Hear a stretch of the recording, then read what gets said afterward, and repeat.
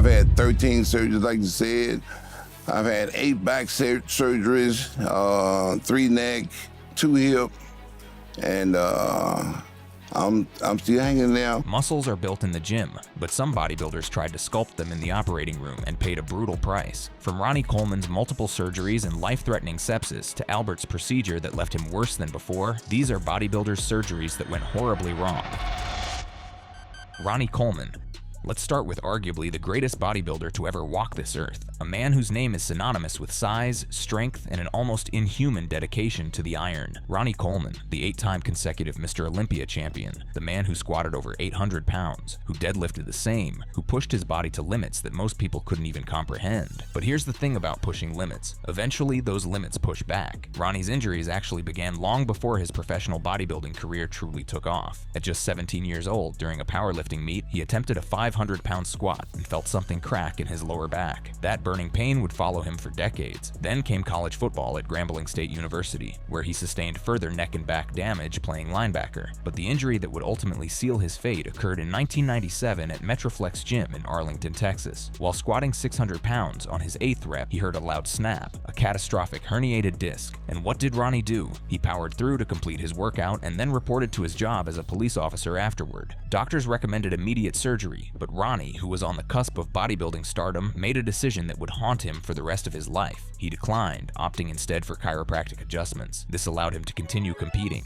to win those 8 Mr. Olympia titles, but it came at an astronomical cost. By 2007, after years of squatting 585 pounds for 10 reps at age 41, after lifting quite literally millions of pounds over his career, everything caught up with him. Eventually, it's going to catch up with you, and that's what happened to me in 2007.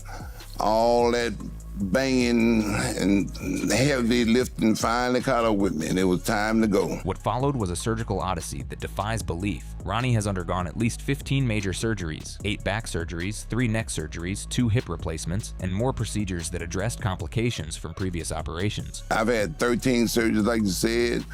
I've had 8 back surgeries, 3 neck, 2 hip, and I'm still hanging there. Yeah. I'm still working out 6 days a week, and I still got that passion. But here's where things went truly wrong. In 2016, Ronnie underwent a 13-hour back surgery, and he himself stated that after this procedure, everything went downhill. Then came 2018, when he had 3 consecutive procedures: vertebrae fusion, repair of broken screws, and replacement of those screws with larger ones. According to Ronnie, these surgeries were botched and caused a lot of damage to his body, costing him nearly $2 million. 1 year, I had 3 surgeries from broken screws. They said I weighed too much. I was too muscular for those screws. I found a doctor that had some better screws on my last surgery over in Fort Worth. I was going to this doctor in Dallas, and those screws just wasn't working for me. Wasn't made for a man your size. It wasn't made for a man my size. And I found out the hard way. The screws literally broke inside his back while he was still in recovery. In 2025, he faced yet another life-threatening crisis, a severe sepsis infection that nearly killed him, requiring emergency surgery. Today, Ronnie Coleman cannot walk without crutches or a wheelchair. His spine is almost entirely fused, 24 of 25 discs, held together by 14 screws, 2 cages, and 2 18-inch rods. Yet remarkably, he still works out 6 days a week and has expressed no regrets, viewing his surgeries as war wounds from a successful career. Next on the list is Alexander Bayz. Now imagine this nightmare scenario. You're a professional bodybuilder, a champion, former Mr. Mexico, a runner-up at Mr. Universe. You decide to get pectoral implants to enhance your already impressive physique. You go in for surgery expecting to wake up with a more defined chest. Instead, you wake up with C-cup breast implants. This is exactly what happened to Alexander Bayz in 1999, and it remains one of the most disturbing cases of medical malpractice in bodybuilding history. Bayz, who was 47 at the time and living in Mexico, traveled to Miami to have the procedure done at the Ocean Health Center in Miami Beach. What he didn't know was that the man performing his surgery, Reynaldo Silvestre, was not a licensed physician at all. Silvestre was a Cuban immigrant who claimed credentials from the University of Havana and experience as an army doctor during the Angolan Civil War, but he had no valid U.S. medical license. The surgery was supposed to last about an hour and a half. Instead, it extended to over 4 hours. During the procedure, Bayz was administered ketamine, an animal tranquilizer not approved for human cosmetic procedures, which failed to provide adequate sedation. He regained consciousness multiple times times during the operation, experiencing excruciating pain while Sylvester clumsily worked on his chest, using crude methods including a kitchen spatula for tissue manipulation. When Bayz finally woke up fully, he discovered the horrifying truth. He had been given saline-filled C-cup breast implants instead of pectoral implants. His masculine chest had been transformed into a feminine silhouette. The aftermath was devastating. Upon returning to Mexico, Bayz faced public ridicule, with his children being teased by their peers about their father's altered appearance. He wasn't the only victim. Sylvester had butchered multiple patients, earning himself the moniker the Butcher of South Beach. Sylvester fled the United States shortly after complaints surfaced, but was eventually captured in Belize in 2004, extradited and sentenced to 7.5 years in prison in 2006. Bayz underwent corrective surgery, but the psychological scars and physical damage remained permanent reminders of what happens when desperation meets deception. Next on the list pumped in petroleum jelly into his muscles. Kirill Tereshin. If you've spent any time on social media in the bodybuilding world, you've almost certainly seen Kirill Tereshin, better known as the Russian Popeye, a young man whose arms ballooned to cartoonishly massive proportions, resembling the spinach-powered sailor from the classic cartoon. But those arms weren't built in any gym. They were injected with petroleum jelly. Starting in 2017, Tereshin, a former Russian soldier, began injecting a homemade mixture into his arms, first boiled vegetable oil, then petroleum jelly. He injected approximately 3 liters into each arm, achieving a circumference of 24 inches. His goal? Online fame and attention, driven by deep-seated insecurities and a desire for recognition. Not only did they remove some of the fluid and oil from one of the arms, but the interesting part here is Dr. Melnikov from Sekhanov Moscow State Medical University, who apparently performed this surgery, says, "For now, I have removed the damaged tissues from one arm only. Petroleum jelly saturates the muscles under the skin tissues and the skin itself. All that has to be removed, but we need to keep the vein, nerves, and other function of the limbs." The petroleum jelly saturated his muscle fibers, blocked blood circulation, and triggered severe fibrosis and necrosis, tissue death. Risks included nerve paralysis, pulmonary embolisms, heart attacks, strokes, and systemic infections. His arms began to rot from the inside. And Kirill injected about 3 liters of petroleum jelly into each arm. It saturated the muscle tissues and blocked blood flow. In November 2019, Dr. Dmitry Melnikov removed approximately 3 pounds of dead muscle and scar tissue from just one of Tereshin's arms. The surgeon described what he found as a ball of scars and oil, with no clear anatomical layers remaining. This represented only 25% of the needed repairs. By November 2025, reports emerged that Tereshin was facing potential double amputation due to a burst bicep exposing rotting tissue and persistent infection. Though Tereshin denied these reports, he did undergo skin graft surgeries. By December 2025, he confirmed the skin grafts were successful and his arms were healing, though they remain scarred and significantly deflated from their peak size. Tereshin has expressed deep regret, admitting he did not think about the consequences, and now wishes to be natural again. His case stands as one of the most extreme cautionary tales about the dangers of site enhancement injections. Next failed bodybuilder surgeon, Romario dos Santos Alves. Before Kirill Tereshin became internet famous, there was another man who earned the nickname Real Life Hulk, a Brazilian bodybuilder named Romario dos Santos Alves, whose story is both harrowing and ultimately somewhat redemptive. Romario began working out at 15 after watching the Hulk movie and developing an obsession with becoming massive. For 4 years, he trained naturally without any drugs or enhancements, but he wasn't seeing the results he craved. I started to work out when I was 15. Eu vi filme do Hulk. I watched the Hulk movie and thought he was so different. E eu achei bem diferente, né? I trained for 4 years without taking anything. No drugs, steroids, nothing. Only natural. Apenas natural. But I wasn't getting results. Then came a humiliating incident that changed everything. While working security at a shopping mall, a large man publicly ridiculed him, saying he looked too small for the job. I told him that he couldn't park there. The space was for elderly or disabled. So the guy, who was very big, 2 meters tall, got close to me and said, "Boy, you don't have the body to work with security. You look like a kid." He shouted at me with everyone watching in the shop, and I was very embarrassed. So I was upset, very sad. This is when I started to work out very hard, taking steroids. drugs to have a bigger body. Romario started injecting synthol, a mixture of oil, alcohol, and painkillers, into his muscles. His biceps grew to an astonishing 25 inches in circumference. He injected up to 4 milliliters twice a week, becoming addicted to the process and the attention. So this gets you addicted. When you see the results, you carry on. He was wanting to get more each day, an obsession to want to get bigger more and more. People thought my size interesting, and they liked it. I was shown respect. The feeling of power is priceless. But the oil solidified within his muscles, creating rock-like deposits that caused constant pain, toxin buildup risking kidney failure, and severe mental health struggles, including depression and a suicide attempt. Everything here is product and inflammation. So the only normal muscle you have in the biceps is this. Only that 10% is normal muscle. So if, God forbid, you developed problems later on in life, I would have to remove all of this here, all of that, leaving you only with that amount of muscle. When his wife threatened to leave him and then announced she was pregnant, Romario finally stopped. In 2015, hospitalized with muscles that doctors described as rock, he faced the very real possibility of bilateral arm amputation. Surgeons managed to remove enough of the solidified material to save his arms, though not without significant scarring and lasting pain. Now, there is no amputation of the arm. There is nothing like that. So please be free of that in your mind. But the problem with this product is that it's a time bomb, and we don't know what's going to happen.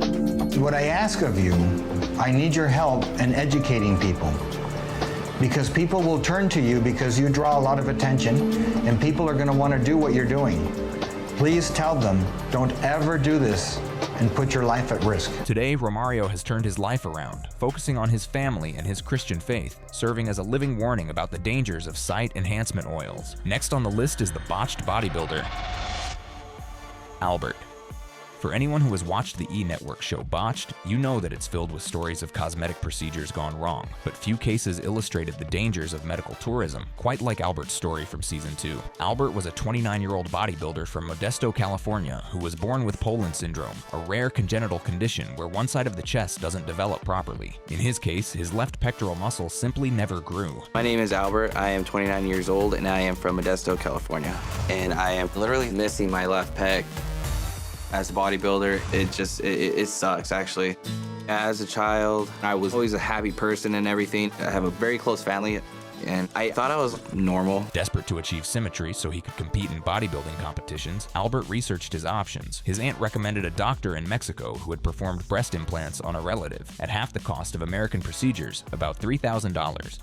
At that time, my aunt had mentioned that there was a doctor in Mexico. He had done work on another relative, breast implants, and she said he was a really great doctor, and then I was really anxious just to get it done, and it was gonna be like maybe half the cost. And once we got there, he said it'd be $3,000 and then everything would be good and whatnot. So I was just like, okay, let's do this. They started like putting some drugs in me and whatnot, and I instantly fell asleep. What followed was a nightmare. Albert woke up violently ill, vomiting, convinced he was going to die in Mexico. I woke up the next day, I believe, and I was just super sick. Like, there was this random nurse lady. She didn't speak English, so she was just holding a bucket in front of me. I'm just throwing up everywhere. That moment, I pretty much was like, okay, this is the end of the road for me. I can't believe I came to Mexico to die.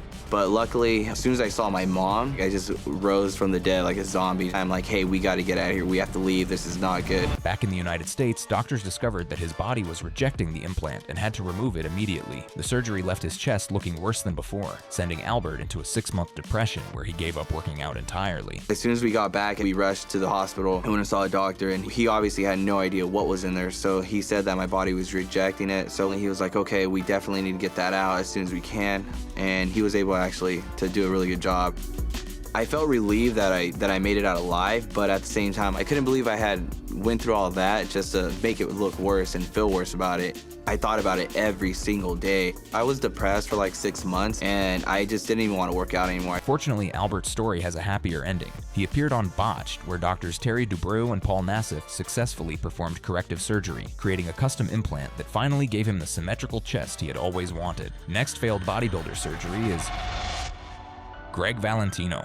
If you were around in the early 2000s bodybuilding scene, you almost certainly know the name Greg Valentino, and if you don't know the name, you've probably seen the images. His arms, grotesquely inflated at 27 to 28 inches, became infamous, earning him the title of the most hated man in bodybuilding, and starring in a documentary literally called The Man Whose Arms Exploded. Born in 1960 in the Bronx, Greg actually began as a natural bodybuilder, training without drugs for over 25 years. His arms naturally reached 21 inches, impressive by any standard, but as younger competitors began surpassing him through chemical enhancement, his obsession grew into what many describe as body dysmorphia. Valentino began injecting massive amounts of synthol combined with steroids like equipoise and testosterone propionate, reportedly up to 3,000 milligrams weekly, directly into his muscles. His arms swelled to an unnatural 27 to 28 inches, looking bloated and almost alien. The catastrophe came when Valentino reused dirty needles, causing a severe infection and massive hematoma in his right bicep. In a moment of desperation, he attempted to drain the abscess himself by puncturing it with a needle. The result was horrific, pus and blood expelling for hours, filling multiple glasses as he tried to relieve the pressure. The arm essentially exploded. He was rushed to the hospital where surgeons had to cut open his bicep to drain the accumulated synthol oil, pus, and blood. They saved the arm, but it was left permanently deformed and significantly reduced in size. But Greg's surgical nightmares didn't end there. In 2020, he was diagnosed with throat cancer and underwent multiple surgeries. The first procedure was botched, causing him to consistently vomit coagulated blood and requiring a second emergency surgery during the height of the COVID-19 pandemic in New York City. He described the experience as traumatic, being paralyzed but conscious before surgery, waking disoriented with minimal care, having to remove his own ventilator tube. In 2024, he underwent gallbladder removal after a previous procedure damaged his pancreas and liver, a near-fatal complication. Through it all, Greg has survived, becoming a cautionary tale about the dangers of extreme enhancement and the importance of proper medical hygiene. There is also the bodybuilder whose left shoulder had deteriorated so badly that he needed a total shoulder replacement. Roelly Winklar. Roelly Winklar, nicknamed the Beast for his extraordinary muscular development, represents a different kind of surgical story. The Curaçaoan Dutch bodybuilder, known for his massive arms and impressive placing at Mr. Olympia, third in 2018, has faced multiple surgeries stemming not from cosmetic enhancements, but from catastrophic injury. Around 2007, Winklar was involved in a devastating car accident that nearly killed him. In his own words, he almost lost his eyes and half of his arms. The accident caused extensive damage to his shoulders and eyes, requiring immediate medical intervention and leaving him unable to train for 18 months to 2 years. This trauma set the stage for chronic shoulder problems that would plague his entire career. In 2009, he underwent right rotator cuff repair surgery. In 2013, his left shoulder had deteriorated so badly that he needed a total shoulder replacement. The damage was classified as third-degree rotator cuff damage, the most severe classification. Despite these setbacks, Winklar continued competing at the highest levels, winning shows like the 2010 New York Pro and placing consistently well at Mr. Olympia. But in November 2022, he underwent yet another major 5-hour shoulder surgery in Brazil, revealing that he had been dealing with chronic pain for 3 years that prevented him from training properly. While his surgeries themselves weren't botched in the traditional sense, the cumulative toll has effectively ended his competitive career. As of 2025, Winklar has not returned to professional competition, having downsized significantly and focused instead on content creation and coaching. His story illustrates how even successful surgeries can add up over time, eventually forcing even the most determined athletes to step away from the sport they love. Next on the list is Chris Tuttle. Sometimes the most disturbing surgical stories aren't about procedures performed by strangers in foreign clinics. Sometimes they happen much closer to home. Chris Tuttle, an IFBB professional bodybuilder and fitness writer, shared a story during a 2023 interview that made even seasoned bodybuilders cringe. When discussing gynecomastia removal surgery, a common procedure for bodybuilders who develop breast tissue as a side effect of steroid use, Tuttle revealed something shocking. He had his own father, a physician, perform the surgery on him. Here's the thing, his father had no specific experience in this type of cosmetic procedure. Gynecomastia surgery requires specialized knowledge and technique. It's not simply cutting out tissue. Improper removal can lead to scarring, asymmetry, nipple complications, or incomplete removal requiring revision surgeries. The discussion, which took place during an interview with bodybuilding coach Milos Sarcev and fellow IFBB pro Jose Raymond, touched on multiple insane stories of gyno surgeries gone wrong. Sarcev recalled seeing a competitor at a show in England who had completely lost his nipples due to a poorly performed gyno surgery by an inexperienced surgeon. While Tuttle's outcome wasn't as catastrophic as some, he continued competing as an IFBB pro. His story serves as a stark reminder about the importance of choosing board-certified surgeons with proven expertise in specific procedures, even when family connections offer seemingly convenient alternatives. Next on the list is Victoriao Perbazari. The story of Victoriao Perbazari is perhaps the most recent and most heartbreaking on our list, not because his surgery went wrong during the procedure, but because of what happened shortly after. Victoriao was a German bodybuilder, actor, appearing in Netflix's Dogs of Berlin, and fitness influencer who stood nearly 6 feet 7 inches tall with an imposing physique. In December 2024, while performing heavy bench presses, he suffered a complete tear of his right pectoral tendon, a common but serious injury in bodybuilding. The surgery to repair the torn pectoral in January 2025 was described as successful in his updates. Victoriao documented his recovery positively on social media, sharing hospital selfies and expressing optimism about his rehabilitation. By late March, he was feeling well enough to resume light training and had even planned a second procedure in May for full optimization. Then, tragedy struck. On March 31st or April 1st, 2025, just days after posting about feeling really good, Victoriao collapsed on a treadmill during cardio at the gym. He was 44 years old. Friends suggested a heart attack, potentially linked to long-term steroid use, prior health issues including a claimed congenital heart defect and past heart surgeries, a recent car accident causing vertebral and leg injuries, or the physical stress of resuming exercise post-surgery. No official cause of death has been publicly confirmed. While his pectoral surgery itself wasn't the direct cause of his death, Victoriao's story highlights the compounding risks that bodybuilders face, how decades of pushing the body to extremes can create vulnerabilities that make even routine recoveries potentially dangerous. Next on the list is Kevin Levrone. We'll end with a story that, unlike many on this list, has a triumphant ending, though it came perilously close to ending a legendary career. Kevin Levrone, known as the Maryland Muscle Machine and the uncrowned king of Mr. Olympia, is one of bodybuilding's greatest competitors. He won 23 IFBB pro shows, second most all-time behind only Ronnie Coleman, and earned 4 Mr. Olympia runner-up finishes. But in February 1993, shortly after placing second at the 1992 Mr. Olympia, disaster struck. While bench pressing 600 pounds, Levrone completely tore both his major and minor pectoral muscles, a catastrophic injury that would end most careers. The first surgery lasted 8 grueling hours as doctors worked to reattach the torn muscles, but during recovery, Levrone developed a serious infection at the surgical site, requiring a second surgery. Medical professionals and fellow competitors widely assumed this double blow would mark the end of his competitive career. Such infections can lead to prolonged setbacks, tissue damage, and permanent limitations in strength and mobility. But Kevin Levrone is not most people. Through intense rehabilitation, disciplined nutrition, and sheer determination, he achieved what many consider one of the greatest comebacks in bodybuilding history. Just 8 weeks after the second surgery, he stepped on stage at the 1994 Mr. Olympia and secured 3rd place, a feat that still astonishes those who witnessed it. Levrone would go on to compete in 13 Mr. Olympia contests, win 2 Arnold Classic titles, and even make a celebrated return at age 51 in 2016. As of 2025, now in his early 60s, he continues to train and maintain an impressive physique, proving that even when surgery goes wrong, the human spirit and the right mindset can overcome seemingly impossible odds. If you enjoyed watching this video, then go ahead and click on any of the cards on your screen for more.